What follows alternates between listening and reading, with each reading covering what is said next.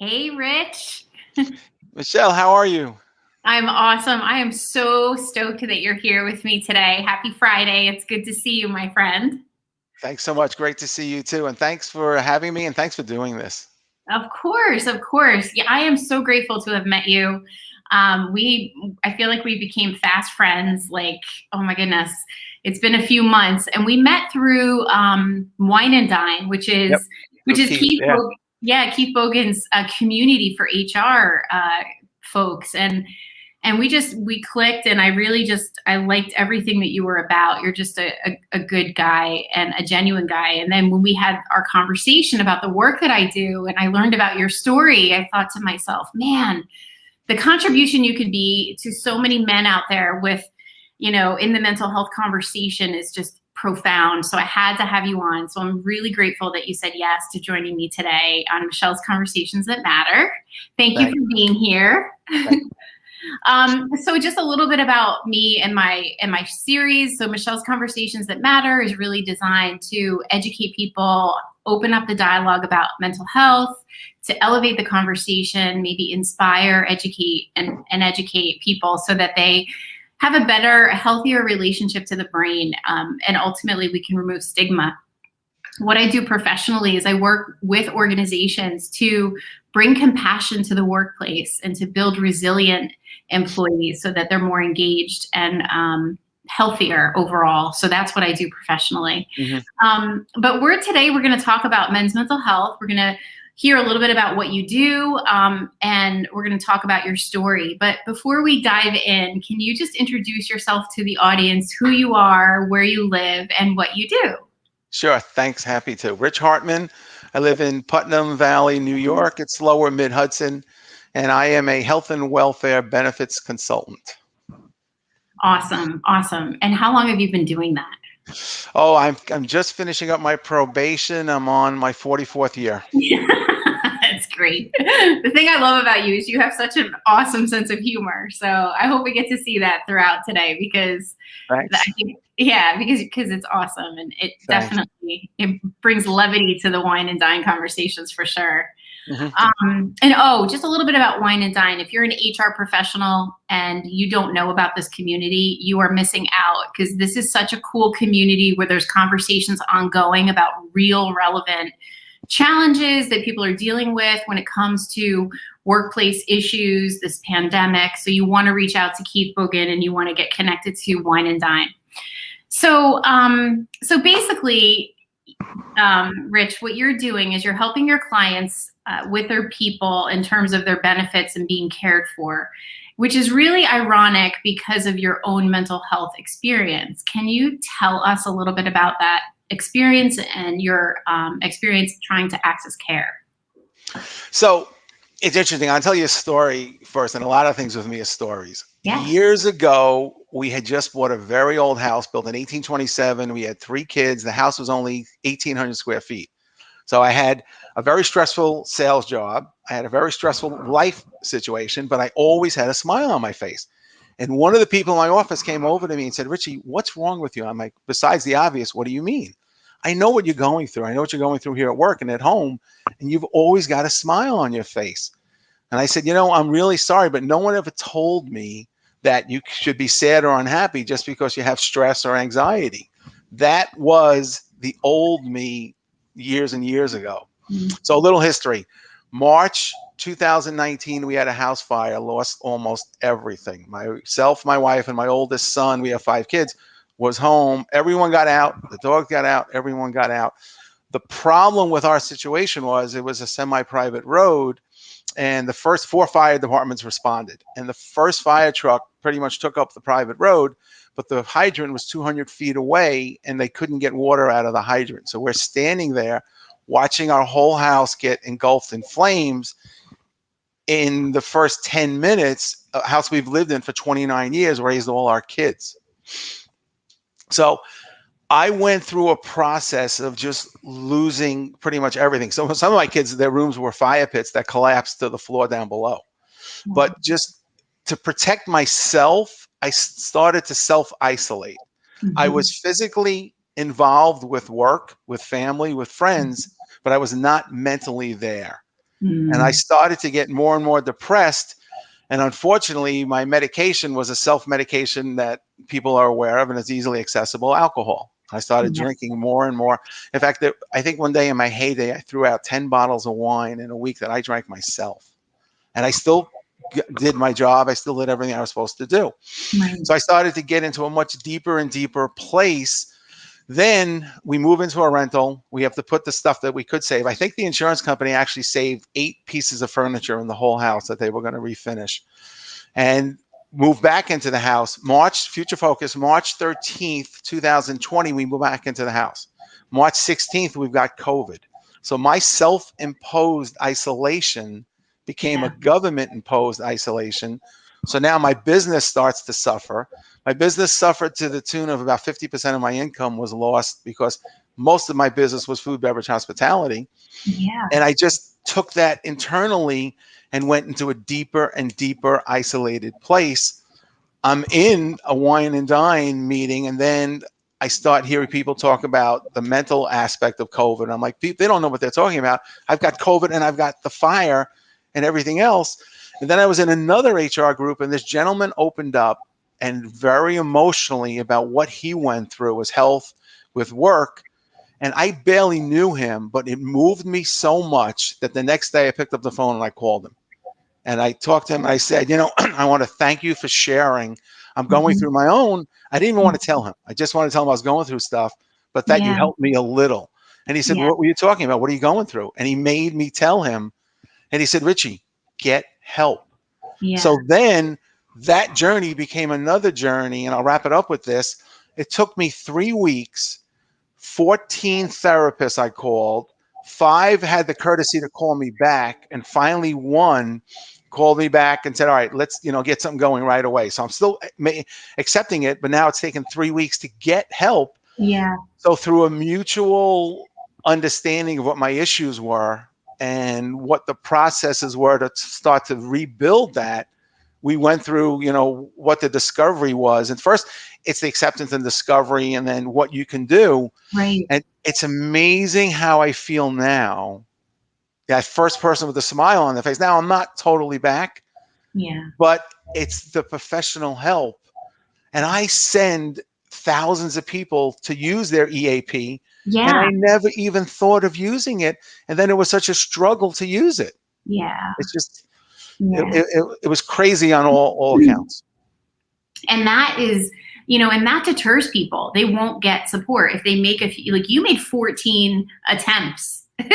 Most people, they don't. They just don't. They go, I tried, or they have one therapist that doesn't work, and then they don't pursue and go further.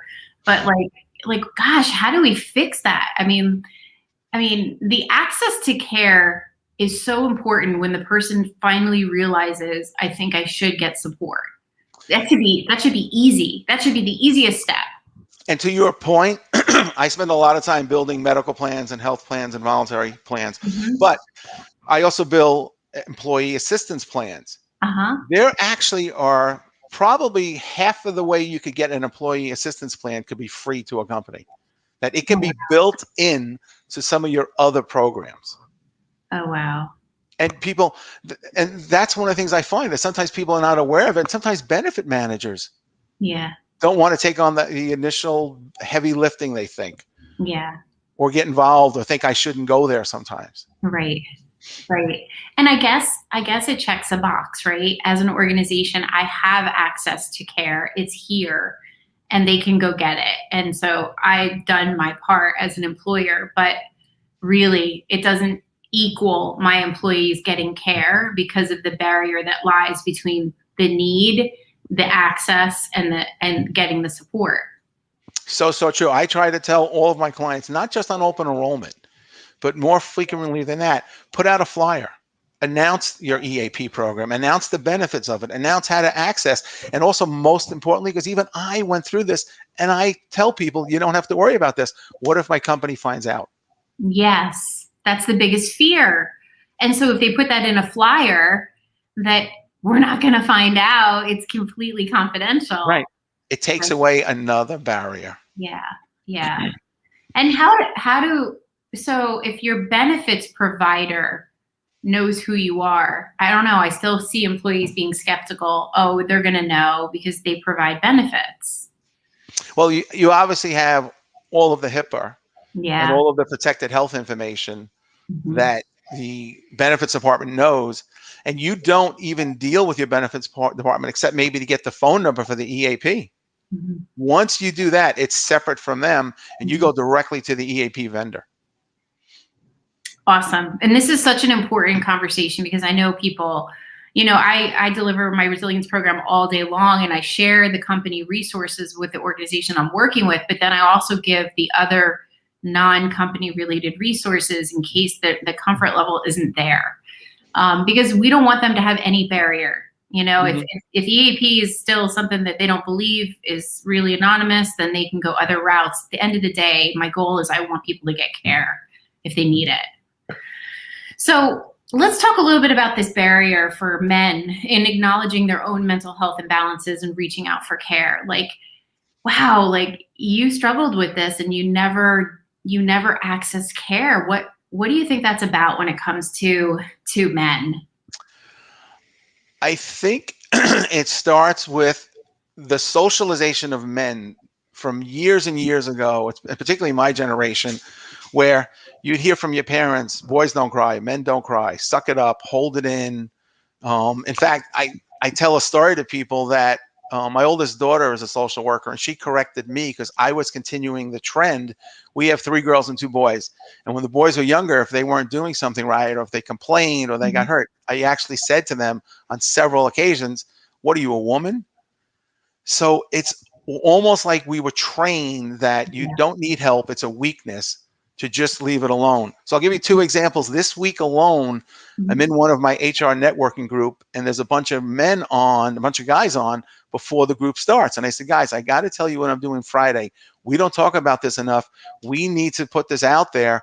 And I told them what I'm going through, and they said, Richie, I would never think you're going through this. Another one actually said the old thing, "I'll just suck it up. It's not that big a deal." And then one of the other gentlemen said, "Richie, I'm so glad you're talking about this. I'm going through my own struggles, and we have to do this."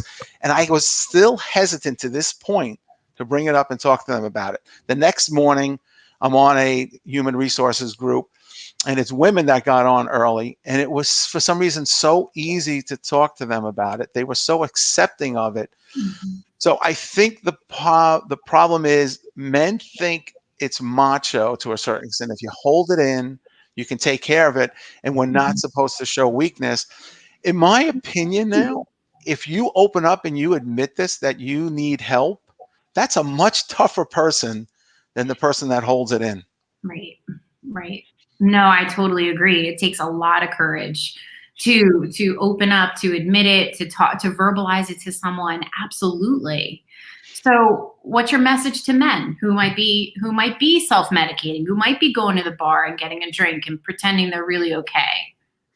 I became such autopilot that I was in the car one day heading to the bar, and I got there and I turned around and said, how did I get here? What am I doing? This was a fun place where I'd go for a drink or two. They joked it was my old man's bar. But I think the conversations have to start with each of us. Yeah. If each person, men or women, were more comfortable talking about it, if you think about what we're going through today with COVID, with the Yeah. what's going on with the world, with Yeah. diversity, inclusion, gender equity, with all the things we're supposed to be, and just with what's going on with the violence in the world today and the lack of respect for each other, if each Mhm. person could just reach one person and Yeah. open up a dialogue and make that person comfortable, we're moving this whole world in a better place. Yeah, and I say that all day long because, 1 in 3 people are dealing with anxiety or depression because of the pandemic. If there was ever a time for it to be okay to not be 100%, it's now. We're living through a pandemic and this is not easy. It's not normal for us to be quarantined, kept away from those we love, not engaging in the things we love. I mean, it's clear. Mhm. We have a great excuse if we need one to talk about this. So we're not struggling. Exactly. So you have orchestrated something really special, and I'm excited to be a part of it. We're doing a SHRM accredited program, and we're working together with Dick Finnegan. You organized this, and he's considered the turnover expert. And we're going to talk about emotions, engagement, retention in 2021. So why did you find the need to pull the three of us together to do this? What was it sort of the point that you said, I want to organize this? So where it started was from my own realization about where I was, I guess the past 2 years, and where I'm getting to. And in looking at the clients and the companies that I work with and how they still, even the human resources, how they still don't take some of the mental health awareness as serious as they should, and they don't all have employee assistance, and there's so much help out there. So I said, that coupled with the fact that I've seen the studies, I've seen the results of having an engaged workforce. You spend less on your health insurance. Your bottom line is better. The employees are plugged in. Your retention goes through the roof when your employees are engaged. They'll start to recruit for you. So all those things are going on in my head. And I said, how do I build this? I can't build this myself. My story is not just, a reason to do it. So I reached out to yourself, a TEDx speaker and an expert in this. And then I reached out to Dick on the retention side and said, if we can hit it from both sides, from the corporate level of retention, how to build that, from the human level of how to work with people, the isolation, the depression that you do, we've got the perfect workshop to build engaged employees in a post-pandemic world. Yeah, I love that. And I love that we're doing this. I read a Forbes article about, now is the time when organizations can breed loyalty, just in simply how they're treating their people and what they're providing. And if they're going that little bit above the 800 number for mental health support, those employees will remember how they were treated during this time when they were isolated at home and they were interacting with their leader, and their company was really their family. That's where loyalty gets developed. And we joke and we say there is no such thing as loyalty, but you go through something like a pandemic, loyalty is reinvigorated right there. To that point, there's another HR group I'm in that's phenomenal for HR backgrounds. It's called Lessons Learning with Janet Hartman. And in there, we had a really deep dive about company culture. How do you maintain and create and keep company culture when employees are working from home? Yeah. When employees are onboarded and they're remote, they don't even come into the office.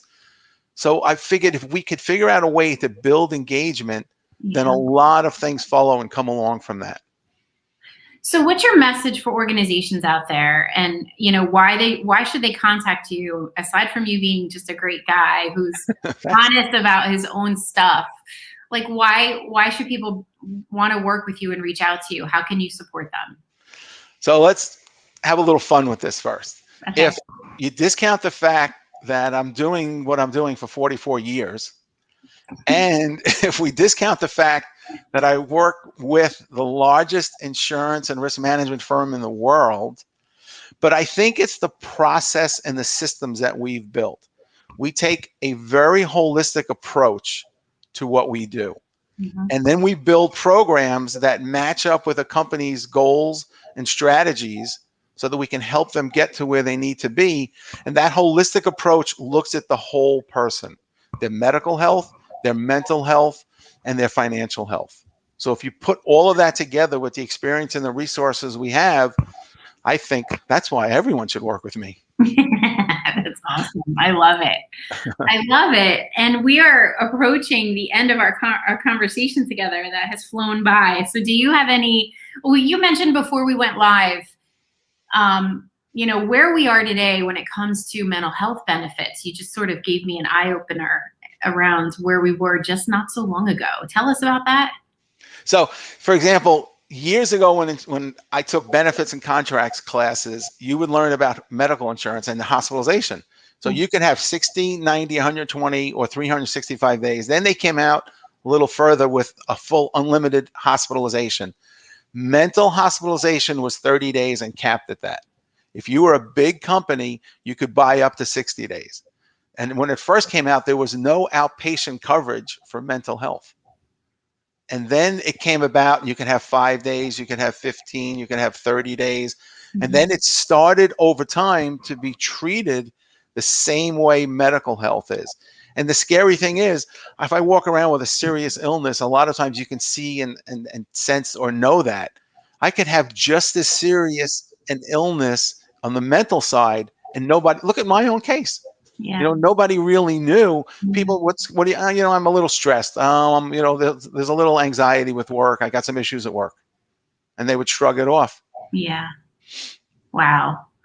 Oh, I can't imagine. I mean, I think about when my mother had, growing up with her, my father worked at IBM, and I know he had really good benefits, but still, like, I can imagine, she was in and out of like Carrier Clinic and, hospitalized several times. And I can only imagine like what, maybe that coverage was a little bit better because they were a bigger company, but the burden of not having access to care through your benefits if something happened, it blows my mind that it wasn't acknowledged sooner.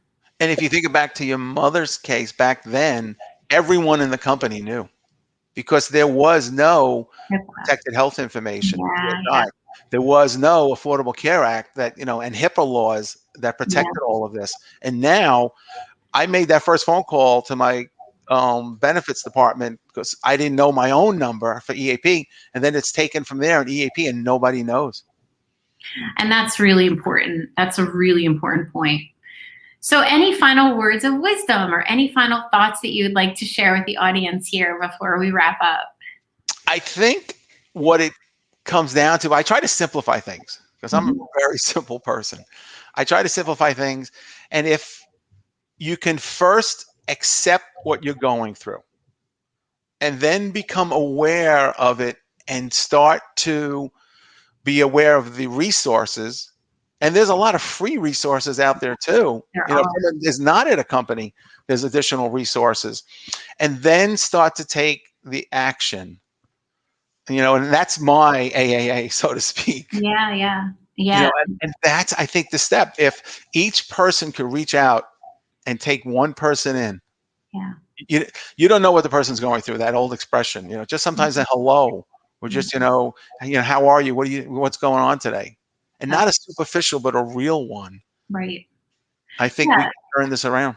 I love that. I love that you say that because I think that we forget that we underestimate the how are you doing and then just shutting up and listening. And even if they don't say I'm struggling, you're planting the seeds that you're the listener that is there for them should they want to talk. I think that can be priceless, especially if someone is just not knowing how to navigate what they're dealing with. That's a great point because throughout this whole journey, you can tell I'm very outgoing. I've got, a tremendous circle and I've got a really great, strong family unit, but I didn't feel like I could open up to them. I didn't want them to know. I didn't feel that I could open up to my friends, and I didn't definitely want to talk to people at work. And I felt like I had nobody to talk to about this. If people someone had sat me down and said, hey, what's going on? And not let me escape the way I wanted to, but just talk about it. Yeah, like don't step over it. If someone is not right or if someone is not their normal disposition, their personality, their behavior seems to be a little bit off, like you should be seriously inquiring what's going on. You don't seem like yourself. And that like opens the door. Even if they don't want to walk through, it opens the door that it's been acknowledged that they're not who they remember them to be. Really, really important. So important. That first conversation. Yes. Thank you so much for being here, Rich. I really appreciate it. Thank you for your partnership, your collaboration, and your friendship. I'm so grateful to know you, and thanks for your courage in sharing your story with us today. Thank you so much. The person who moved me in that HR group first name was Dave. I'll just use his first name. But the person I also really want to thank is you, because by making me do, and it was making me initially, and then I wanted to do it, it just helped with the whole process. And now it just helped me become a better advocate. Awesome. So thank you. Oh, you're so welcome. You're so welcome. All right. Have a good rest of your day. Too. Thank you for Have a great day. Talk to you soon. Bye.